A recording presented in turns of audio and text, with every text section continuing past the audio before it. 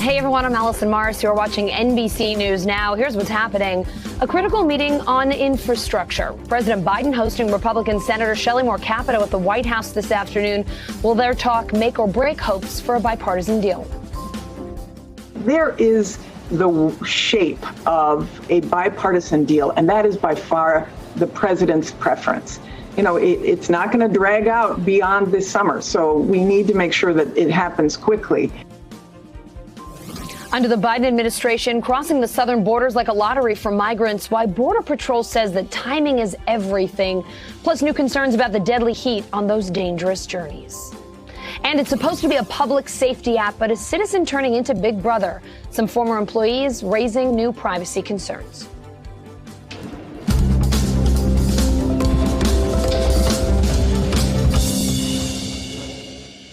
We start today with the infrastructure meeting at the White House. NBC News White House correspondent Monica Alba joining me now, along with NBC News Capitol Hill correspondent Leanne Caldwell. Great to see both of you ladies today. Thanks for being here. Monica, we'll start with you. The president meeting with Senator Capito. It's closed to the press, but what are you hearing? What do we know? How'd it go? Just learning this very second, Allison, that it has wrapped up after about an hour in length. Okay. There was no press coverage of this meeting, unlike some of the past ones where we did see Republican senators come to the Oval Office and they opened it up for what's traditionally known as a spray of the meeting so that we could get a little bit of sense of that. Nothing like that today. Instead, this was really a one-on-one discussion. We're told that either for most of it, if not all of it, it was just the two of them in the Oval Office. There were no aides present. This was really supposed to be, from the White House's perspective, a very frank discussion about where they may be able to fill in some of the gaps. So as Leanne knows so well through her reporting, these are two sides that are still miles and miles and miles apart. So today's meeting is critical in that it's coming at the end of the time frame that the White House had set out to try to see if they could get something done in a bipartisan manner. But we didn't expect them to come out of this meeting with some kind of an agreement or any kind of framework. The major question will be, is the White House going to make more concessions after the Republicans offered their latest counter proposal? Or is this simply going to be a president saying, I tried to talk to the GOP lawmakers, it didn't work, and now maybe Democrats are going to have to go it alone? All right. So, Leanne, Monica mentioned those gaps that need to be filled in. Let's talk about it. This was their second meeting. How have these negotiations progressed? How big are the gaps? Well, Allison, that's really exciting news that the meeting just wrapped, that Monica just said. So we are waiting anxiously to get a readout of what both sides say and how they interpret their meeting. These negotiations have been going on for several weeks now. They have come closer in their top dollar amount. They're now only $700 billion apart, which is obviously still a ton of money. But Senate Minority Leader Mitch McConnell, who's in Kentucky this week, as all senators are back home in their states, he says that he is still, for the time being, supportive of these negotiations. Let's take a listen. Let's talk about plugging the gap with money we've already spent. I didn't vote for it, but that we've already spent. Would not be the best way to plug the gap between what the gas tax produces and what we'd like to do on a bipartisan basis for infrastructure. I think that's the key to getting a bipartisan agreement. I hope we can get there. So McConnell saying he hopes they can get there. We have to take him at his word for the time being at that. But the pay-fors, which is what McConnell was talking about, is one of the big sticking points, as he was talking about what Senate Republicans want to do is they basically want to redirect a lot of the money from the recently passed COVID relief bill and put it towards this infrastructure bill. Meanwhile, Democrats, there's no chance they're going to agree to that. They want to instead unravel the 2017 Republican tax cut bill, something that Republicans have said is a non-starter. So we'll see what President Biden and Senator Shelley Moore Capito say after this meeting, Allison. All right. So once we get a sense of this meeting, Leanne, and I realize we still need to get that information, but realistically, I mean, what is the path forward? What options do Senate Democrats have here? If they can't get enough Republicans on board, is this going to shift from the Republican R word to the reconciliation R word? Our favorite word, Allison, reconciliation. We finally get to talk about this again after a couple months of putting it aside. But while these bipartisan talks continue, we don't know how much longer they're going to go. There's White House aides and cabinet officials who are saying that they need to wrap up relatively soon. Well, that's what a lot of Democrats on Capitol Hill also say, that this week is a make or break week, and that perhaps very soon that Democrats need to go it alone. And that's where this word reconciliation comes into the fact of using the special Senate process to ensure that things pass with just a simple majority. And while these bipartisan talks are happening, Democrats are working behind the scenes to lay the groundwork for this process of reconciliation. So it doesn't necessarily have to be either or at this point. We're going to see how both things play out. But, Allison, especially in the House of Representatives, the month of June is going to be very critical. So these negotiations, we'll know soon if they go anywhere or not. Monica, earlier you mentioned we're 5 days away from the White House's deadline here. I mean, is the administration ready to go it alone if they can't work something out with the Republicans? Or could this deadline potentially be a moving target and there's some flexibility here if they're making progress? It's possible it could shift. And remember, a couple of months ago, it was House Speaker Nancy Pelosi who had said she wanted to see this done by the 4th of July. Others in the White House said, well, wait a minute, maybe the August recess, maybe Labor Day. So we have seen the benchmarks change. We've seen them sort of shift in where they think things can be possible. But as we know, next week is when they are going to have to make a decision about whether they want to keep the bipartisan talks going. Because if they're saying we had this discussion today, there's still not much we can agree on in terms of how to pay for it, we can't get to a number that works for both sides, then I think they will start to perhaps explore it in another manner. But remember, all of this, Allison, happening as the president also wants to get other things done on Capitol Hill. So he's going to have to make this decision of what order and priority to do. And that's where we may see, again, this timeline shift once again. And White House Press Secretary Jen Psaki spoke to that in the briefing earlier today. I would say he wouldn't have been in the Senate for 36 years if he wasn't quite patient. So, but, you know, patience is not unending, and he wants to make progress. His only line in the sand is inaction. He wants to sign a bill into law this summer. He's working to move things forward. And there are certainly items on, the clock is certainly ticking, because there are items like the markup next week that will drive discussion by members of Congress. Key words there, Allison, this summer. So they are saying this could extend again for another couple of months. That is certainly possible. But the direction of where this is going to go and what form it may take, I think that is going to start to get solidified in the next few days, if not the next few weeks. All right, Monica, Leanne, thank you both so much. We'll see how things go in the next few weeks. COVID exposing third world conditions in America's schools. The Philadelphia Federation of Teachers calling one of their city schools toxic. Exclusive video obtained by NBC News shows peeling walls, falling ceilings, and mold at Furness High School. NBC News correspondent Heidi Prisbilla is there.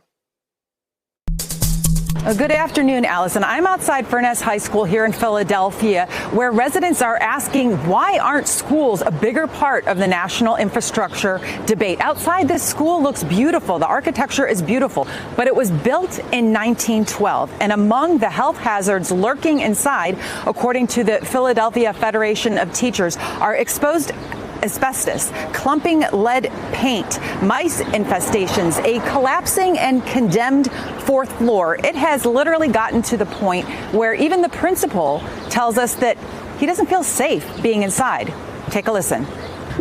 The walls are really bad, like they're almost falling, and they don't look nice. The bathrooms are really bad. It's barely like one stall or two open, and there isn't really any mirrors. They're all scratched up. I forgot which room was it, like the whole ceiling just went down. That was my room too. And it almost hit a teacher. But the ceiling, the whole ceiling? The ceiling went down. You mean no, a only piece of the like ceiling? a piece, like a square part, big piece of plaster.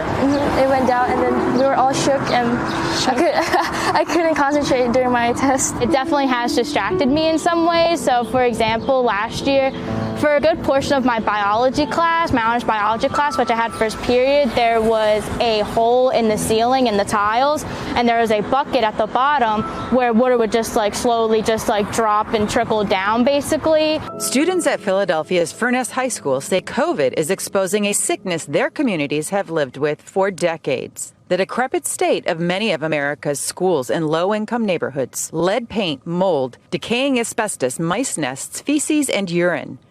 These are all the, quote, toxic conditions described by the Philadelphia Teachers Union's Health and Welfare Fund that carry real potential health consequences. There's no way to argue about it. There are pictures, it's documented, and what we see means this: people are going to get sick. And a lot of that is going to be hidden from view. It's really a disgusting set of conditions. You would not have your children or staff in such a building, but we do. And it's not just a Philadelphia problem. Last summer, the Government Accountability Office did its first comprehensive look at the nation's school infrastructure in 25 years. They found 36,000 schools in need of major HVAC repairs or replacements that can lead to poor air quality and mold. 51% of the 100 largest school districts found lead-based paint. But surprisingly, there is no federal position overseeing school facilities. In Rhode Island, a 1930s-era boiler powers on, the GAO found. In Detroit, the superintendent described some of the conditions as third world. Monica Lewis, a spokeswoman for the Philadelphia superintendent, said the office hadn't received Rosamond's report, which is public. She also said that an environmental advisory group is already in place and that issues from last year have already been addressed. They realize the conditions are conditions they cannot fix and maintain. And in that setting, there tends to be a kind of a tendency to misrepresent what the actual conditions are, to underplay them, to downplay these situations. And that, I think, is what's happening. You know, when I became superintendent, I think the most glaring example of disparity was the infrastructure. You can't walk away from going into a building and literally seeing tiles that are decaying, deteriorating with watermarks on it. Congress is already appropriating $193 billion to schools to make up for losses during COVID. But while the Department of Education says schools can use that on repairs or improvements, it cautions against new construction projects that can't be finished by 2024. Simply put, schools need to be a bigger priority in the infrastructure debate, say educators and administrators, because it's not just about buildings. It's about health and safety of the little and big people in them. You know, I have asthma. I've noticed my asthma gets worse, and students as well. I mean, I don't know if it's from the building or not, but it's just one of those things I think about when I see the things that are flaking off the walls. You know, how is this going to affect me and my breathing? How's it going to affect the students and their breathing? Do you feel comfortable telling parents that it's safe and healthy to have their children in the school? The truth is no. I don't feel comfortable being in there, and I spend most of my days in there. So I really don't. But at the same time, I don't want them to be home. I want them to be here. This is where they get their education. It says that we don't love them. It says that we don't care about them. And it absolutely is something that we as a union have been fighting against our kids coming into an environment like that, because our children are not expendable.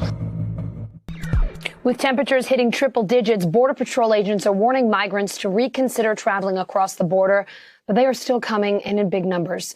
NBC News correspondent Julia Ainsley takes us inside their dangerous journey to America. We're in Texas with U.S. Border Patrol agents getting a rare look at what can be a deadly journey for the record number of migrants trying to cross the border. It's very unfortunate, but almost 2 to 3 times a week it seems that we're getting or finding individuals that have succumbed to the elements. This pregnant woman caught by agents and needing urgent medical attention. She had been obviously running for some time.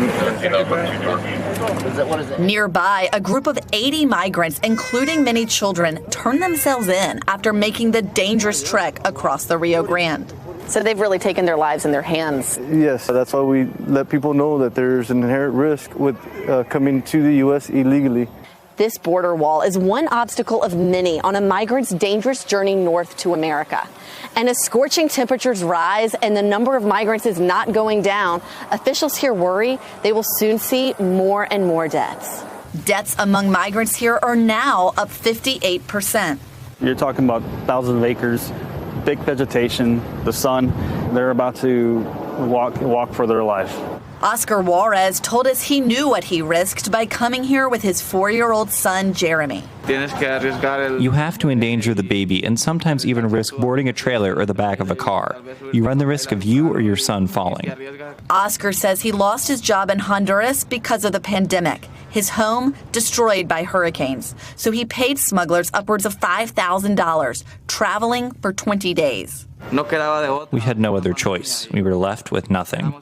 The Biden administration allows unaccompanied children and some families to stay in the U.S. So tonight, Oscar and Jeremy are on their way to reunite with relatives. I still can't believe that I am here. For me, it's a dream come true. After a journey that's growing more dangerous by the day.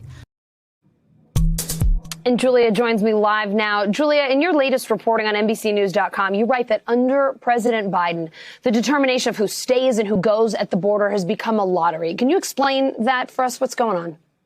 That's right, Allison, and we'll have more on that on our latest piece tonight on NBC Nightly News. But what we found is that it's really arbitrary in terms of who gets in and who doesn't on any given day, because what it comes down to is the capacity for Mexico to take anyone back. Right now, the Biden administration policy is to push back anyone who's not an unaccompanied child back into Mexico. But we could see some families like Oscar and Jeremy did come in. What matters is timing and place. It's all about where and when you cross, whether or not the Border Patrol will be able to send you back into Mexico or release you into the United States while you wait for an asylum hearing. It really has nothing to do with the merits of anyone's individual asylum claim. So that's where we think it's really a gamble at this point. And when we talk to border officials, they confirmed. Julia, the Biden administration's formally ending former President Trump's Remain in Mexico policy. Homeland Security Secretary Alejandro Mayorkas announced that in a memo to agency heads after a months-long review by his office. Could you tell us more about what he found? Well, the review did come after the official unwinding, really. From day one, as soon as President Biden came into office, he ended this Remain in Mexico policy slowly. What happened is there were people who had basically tickets, a date set in the future of when they could come in for an asylum hearing, and they were told to wait in Mexico until that date. That has ended, and they basically cleared out many of the tent cities and camps full of people waiting to come in. So they found that that was an inhumane policy, and they wanted to officially end it and take it off the books. But I have to point out, Allison, the policy currently in place because of the pandemic is almost worse, because you're pushing people back into Mexico without that asylum date. They just have to wait until possibly the pandemic is over. And right now, even with vaccines going up and COVID rates going down, officials do not have an end date for that policy in mind. Oh, Julia, thank you so much for your all-important reporting for us, and we look forward to reporting on Nightly as well. Thank you. Thank you. It is time to check in with NBC News Now correspondent Simone Boyce. She's got the latest headlines from NBCNews.com. What's up, Simone? Hey, Allison. Well, Secretary of State Antony Blinken announcing that the U.S. will reveal its game plan to distribute 80 million COVID vaccine doses it pledged to nations in need within the next 2 weeks. Now, this coming after the World Bank urged the United States to free up those extra vaccines. The U.S. is expected to ship out at least 20 million doses of the Pfizer, Moderna, and Johnson & Johnson vaccines, as well as 60 million AstraZeneca doses. Well, the U.S. housing boom may finally be cooling down a bit. Mortgage application volume falling 4% last week from the previous week, and that's according to the Mortgage Bankers Association. That is the lowest level since February of 2020, despite the low mortgage rates that we've been seeing. One possible reason for the drop, high prices and not enough houses. And switching gears here, Iran's largest Navy warship sinking into the Gulf of Oman after firefighters were unable to contain a massive blaze. Local media reporting that around 400 troops fled the ship, with 20 suffering injuries. Iranian officials didn't say what caused the fire, but they did say an investigation is underway. This incident comes after a series of mysterious explosions targeting ships in the region. And Huawei launching its very own operating system on smartphones named Harmony OS. It's basically a direct challenge to Google's Android and Apple's iOS. The Chinese tech giant says Harmony can work across many internet-connected devices, from smartphones to wearables and even TV. The company is looking to pivot to software and focus on other consumer electronics following U.S. sanctions that have not been great for business. And a herd of 15 wild elephants seen approaching a southwestern Chinese city after traveling about 300 miles over the past few months. So local governments are trying to use roadblocks and food to shift the herd's course, but it isn't working at this time. Officials are saying that while it's unclear why they're migrating north, a decline in edible plants and forest habitats is putting pressure on the animals to find a new home, Allison. I mean, can you blame them? Poor guys. All right, Simone, thank you so much. JBS, the world's largest meat supplier, resuming production today after a ransomware attack over the weekend. NBC News correspondent Tom Costello has the latest on the restart. Hey, Allison, so JBS says it does believe it's making progress in addressing this cyber attack, but it really underscores the threat, the national security threat right now that ransomware poses, not just to hospitals and, of course, city halls and police departments, but also gas pipelines, as we've seen, and now the nation's beef supply. The world's largest meat processing company is scrambling this morning to get back online after being hit with a ransomware attack that shuttered JBS operations in several states across the country. The union for more than 25,000 of its meatpacking workers tells NBC News all of the company's beef plants were shut down on Tuesday. Now the company says the vast majority of our beef, pork, poultry, and prepared foods plants will be operational today. JBS also telling the Biden administration it believes the ransomware attack came from a criminal group likely based in Russia. The White House is engaging directly with the Russian government on this matter and delivering the message that responsible states do not harbor ransomware criminals. JBS operates in 15 countries, processing beef, pork, and chicken products, including popular brands like Swift and Pilgrim's, found in major superstores like Costco and Walmart. The attack underscores the vulnerabilities of the food system, which can rely on too few suppliers. If we had more resiliency, if we had a more diverse source and supply and processing of our food, that the impacts of this would be much less severe. It's the second major attack on critical U.S. infrastructure in just weeks. Colonial Pipeline suffered a similar ransomware attack, which forced the nation's largest fuel pipeline offline for days, leading to fuel shortages and price spikes. Colonial paid $4.4 million in ransom to the Russian criminal group known as DarkSide to regain control of its computers. The attack also comes as the meatpacking industry is still recovering from the effects of the pandemic. This will just add further disruption to their lives and to their bottom lines. Importantly, poultry and beef prices have been on the increase over the last 12 months because of supply chain issues with the pandemic. Now the USDA is telling other meat processors to be prepared to fill the gap if there is any supply issue coming out of JBS. The nation's farmers say there is more than enough safe food, especially meat. Guns, trucks, and scholarships, just some of the new COVID shot incentives coming to West Virginia, the state one of the worst in the nation for vaccinations per capita. NBC News reporter Gary Grumbach's in Berkeley Springs, West Virginia. Gary, West Virginia was one of the first states to come up with vaccine incentives, but the governor's taken things up a notch. Tell us more about the new lottery. Hey there, Allison. Yeah, we've heard a lot of those traditional incentives, things like $1 million or the scholarships to schools. But people here in West Virginia, the officials that I've spoken to, say they're trying to do a little bit of a wild and wonderful twist on the vaccine incentive program. Hunting and fishing is big business here in the state, and officials are taking advantage of that. They're doing things like giving away free lifetime licenses to hunting and fishing licenses. They're giving away free F-150 trucks, Ford trucks, 2 every week starting June 20th. They're giving away state park visits, weekend getaways to state parks just like Berkeley Springs, here where I am. And controversially, they're giving away guns. They're giving away 5 rifles and 5 shotguns every week for the summer starting on June 20th. And that has critics concerned about the idea of a state doing this. And it's also a state that has one of the highest gun deaths in the country. So this is certainly something that officials are trying to do to get more people to get vaccinated, but we'll see. We'll see how it works. Allison? Yeah, guns maybe not a great idea, but the $1 million sure looks pretty sweet, Gary. According to a recent Morning Consult poll, 28% of West Virginia residents say they're not willing to get vaccinated. Is this new lottery or these incentives changing any minds? What are you hearing from people there? Yeah, so from my conversations here in West Virginia and across the country over the past few weeks, the answer really is no.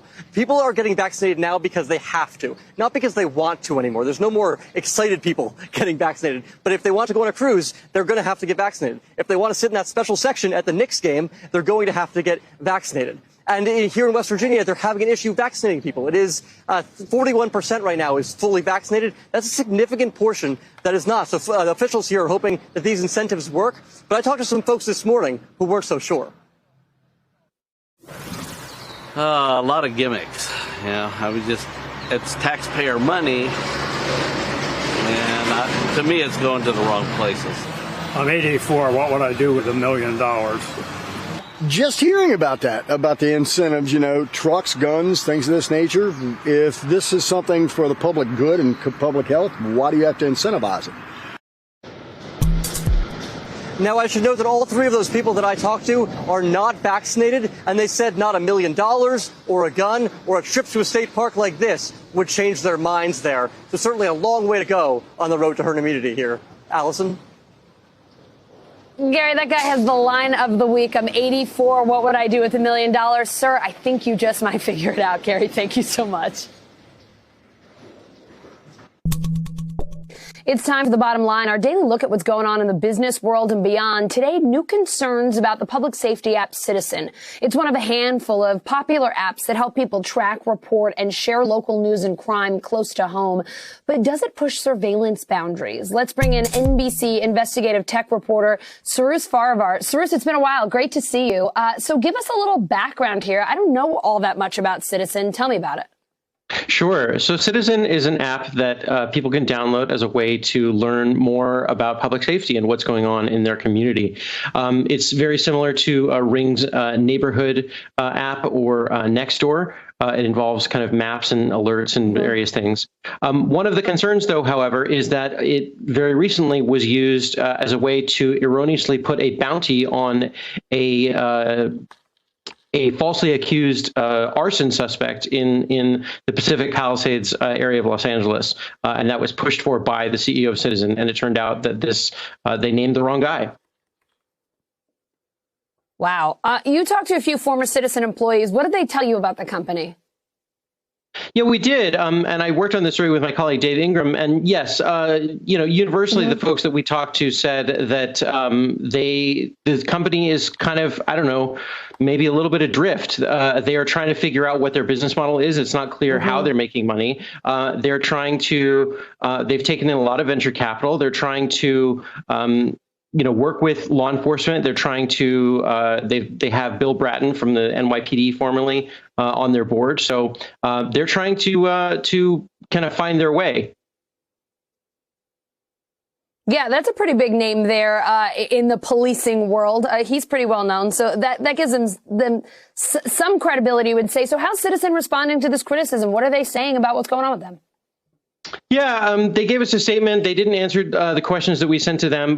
They said, quote, one of the goals when we founded the company was to create symmetry of information between the community and law enforcement. So nobody has to wonder why there's a police car in their corner or helicopters overhead.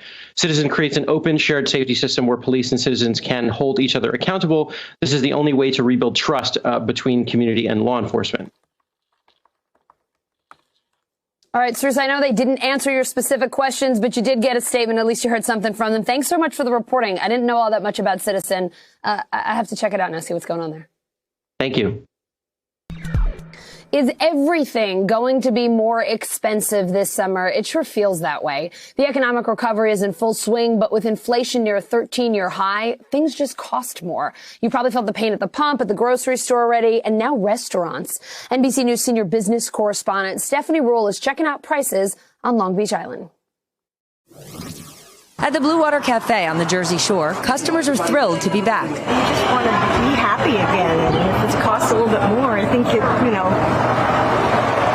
it's okay. Even though owner Steve DiPietro recently raised prices by 10% to make up for the higher cost of food and supplies, as well as the increased wages. If you didn't increase your prices at all, would you lose money this summer? I would probably break even, I would say. And you're working way too hard to break even. Right, exactly. We're all going to have to pay for that pandemic. A little bite, one bite at a time.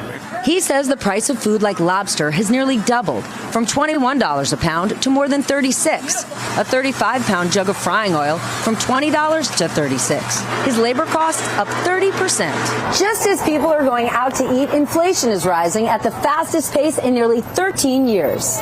Supply shortages and higher gas prices driving up the cost on everything from rubber gloves to food delivery. Delivery costs, insurance, rent, those are all going up. And so I don't think we're going to see a relief from any of these costs anytime soon for restaurants. To save on your next meal out, watch for discounts on less busy days or off-peak times. Check your credit card for special deals. And look at the menu ahead of time to know what you'll pay.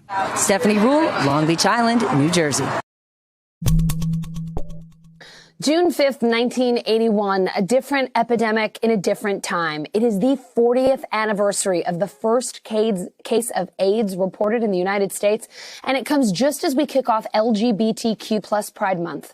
NBC News Now host Joe Fryer reflects on 4 decades of pain, loss, and progress as part of our Celebrating Pride series. At first, the deadly intruder did not have a name. The lifestyle of some male homosexuals has triggered an epidemic of a rare form of cancer. But it quickly developed a reputation. And the deaths kept coming and coming. The fear was palpable. I was terrified of passing on HIV to someone else. But in the years that followed, it was pretty miraculous for me. So was the bravery. Because of them, I can live a healthy and happy life. We sat down with 4 gay men from 4 different generations, all living with HIV. The oldest is Jesse Myland, who's still haunted by the beginning of the epidemic. People who, because they had been diagnosed, suddenly disappeared. And we all knew what that silence meant. Jesse was diagnosed in the 80s after losing his partner, George, and so many others. It was hard. It was very hard. At the time, many leaders were accused of ignoring the crisis because it was deemed a gay disease. President Reagan didn't give his first major speech on AIDS until 1987, 6 years after the first diagnosed case. We must have a definition of AIDS. For Dr. Anthony Fauci, the epidemic was a turning point. In 1984, he became the nation's top infectious disease expert, the same job he holds today. When there is resistance, was it hard to get the resources you needed? Well, in the beginning, it was. I mean, we were trying to convince people that this was not something that was going to go away. This is something that was going to get worse and worse. To raise awareness, the AIDS memorial quilt was unveiled on the National Mall. Joe Frattini. As organizers read the names of those who died. Some shared their stories publicly, including actor Rock Hudson, teen Ryan White, who tested positive after a blood transfusion, Real World star Pedro Zamora, and basketball legend Magic Johnson. In 1995, a combo therapy known as the AIDS cocktail was ushered in, followed by even better medications offering hope. But there was no cure for the stigma. Right now, there are millions of people with HIV suffering from social rejection because they and other people believe that they're infectious, and they're not. Diagnosed in 2003, Bruce Richmond says he was terrified of giving HIV to someone else. So I didn't love. I isolated myself. I was depressed, and at times I was suicidal. But then he learned medication could reduce his viral load to undetectable levels, meaning he couldn't transmit the virus.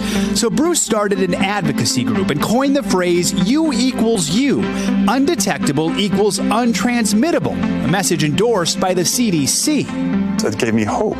It meant that I could be intimate. People with HIV can live healthy lives and not pass on the virus to anyone, and that's a revolution. Today, about 38,000 Americans are still diagnosed each year. DeAndre Moore was 19. Remember staring at a window covered in butterfly stickers. In that moment, all I could think was, damn, if I could be one of those butterflies and just fly away from here, then everything is going to be okay. Ray Afdarazi had a similar reaction. He was 27. So I knew next to nothing about what it meant to be diagnosed with HIV. It was a steep learning curve. And what did you learn? Well, I learned that I'm not going to die. I'm alive and well. You think back to that moment with the butterfly, what would you tell yourself in that moment? You're going to be okay. You're going to be just as beautiful. Today, all 4 of these men are undetectable, and all are advocates sharing their stories to educate the public and fight the stigma. It's taken us 30 years of the AIDS crisis to teach the whole world that our lives and our loves are equal to everyone else. It blows my mind just how far we've come and then just what's possible now. So, what is possible now? My mind immediately says what isn't possible. That's the answer. It is absolutely the end of an era in college basketball. Sources confirming to NBC News that legendary Duke coach Mike Krzyzewski will retire after next season. Coach K leading the Blue Devils to 5 national titles since 1980. He is the winningest coach in Division I basketball history. Jeff Goodman, Basketball Insider at Stadium, first reported the news. We are thrilled to have you with us on this, I guess you could call it melancholy day. I mean, we're still going to get some more time watching him coach, but this could be, this is the beginning of the end. Jeff, Coach K, 74, but he's still one of the best in the game. So why is he retiring after next season? Like you said, it starts with the fact that he turns 75 soon. And, you know, college basketball is changing. The whole landscape is changing. We got name, image, likeness coming in. The transfer portal is going absolutely crazy. You've got more guys transferring than ever right now. 10 years ago, you had about 250 players a year transferring. Now that number is about 1,500 this year. So everything is changing within college basketball. It's part of the reason that Roy Williams stepped down just a few months ago. The difference here, obviously, is Coach K is going to have kind of a farewell tour of sorts and try to better prepare his assistant, John Shire, who's going to move a chair over and become the head coach in a year when K calls it a career. I mean, you said it right. He sort of set himself up for a really nice farewell tour, and that's what you want to see with a guy like Coach K. I'm sorry, we're looking at these images of him, and I'm still having trouble processing that Coach K is 74, and he's been coaching at Duke for 41 years. It just seems like it flew by. Look at him. He still looks so young. So let's talk about Shire, his replacement. What can you tell us about him? Listen, I've known John Shire since he was 15 years old. I think I was doing recruiting then, and I broke his commitment to Duke. Comes out of the suburbs out of Chicago. He's been a guy who honestly has been Duke, through and through. His professional career was ended early. He played overseas and had an eye injury, so he ended up coming over and being an assistant coach for K at Duke. And it's funny because most people, myself included, did not think John Shire would have any shot of replacing Coach K, but a lot of former K assistants have not fared well. Steve Wojciechowski, now out of the game right now. He was fired by Marquette. Chris Collins, not doing that well at Northwestern. Jeff Capel struggling at Pittsburgh. You got Tommy Amaker at Harvard. I thought he would be in the equation, but I don't think he wanted the job. So you've got a bunch of guys that either weren't ready for the job, hadn't done enough, or didn't want to follow Coach K. So, listen, a tough spot for him and big shoes to fill. I mean, a lot of people will be watching to see how he does. I don't envy him. Let's talk about what the year after next looks like, right? I mean, Coach K is a basketball Hall of Famer. He's a 5-time national champion. He won 3 Olympic gold medals coaching the U.S. men's team. I mean, this isn't just a retirement from college ball. I mean, this is a big deal for sports as a whole. What does this mean for the game of basketball? Yeah, I mean, arguably, Coach K is the greatest college basketball coach of all time. You would say men's-wise, it's John Wooden and Coach K. He's won 5 national titles, the best in the modern era. And part of the reason also he stuck it out this long from what I've been told for years, is he's the all-time winningest coach right now. He's got 1,170 wins. The closest to him, Jim Boeheim was kind of on his heels, but had some of his wins taken away by the NCAA for violations. He wanted to absolutely make it so nobody had any chance at catching him. And that's what it is right now. I mean, John Calipari, who's 62, is 428 wins behind him. Bill Self, 441 wins. Nobody is catching this guy. Nobody. Oh, my God. I love the way you say it, too. He's arguably the best, because if you ask East Coasters, I think they'll probably go Coach K. You go to L.A., everybody's saying John Wooden, you're just not going to win that argument. That's for sure. Jeff, thanks for being with us on such a big day. I imagine we'll be talking to you next year as we watch Coach K do his farewell tour, but great to have you here today. You got it. Thanks for having me. Kentucky Derby winner Medina Spirit failing a second drug test, increasing the chances that victory will be overturned. NBC News correspondent Megan Fitzgerald has more. Allison, experts are calling this the darkest day in horse racing history. And they say that because now we are looking at a second positive drug test that was taken from Medina Spirit showing positive results for betamethasone. Now, that is the anti-inflammatory drug that is restricted at Churchill Downs. Now, I want to bring you back to the beginning. From Derby Day, when Medina Spirit won the race, a blood sample was taken. That sample then split into two. The first test results were returned about a week after the Derby.